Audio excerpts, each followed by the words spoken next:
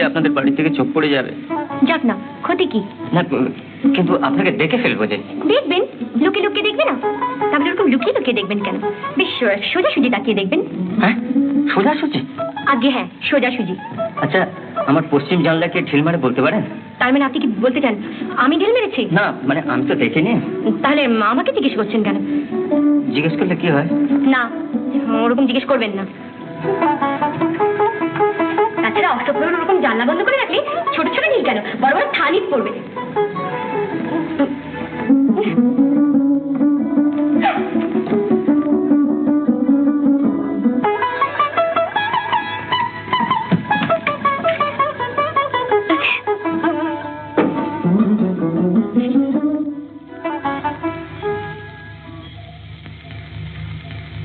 এই মা, ও কি বুঝতে পেরে গেল?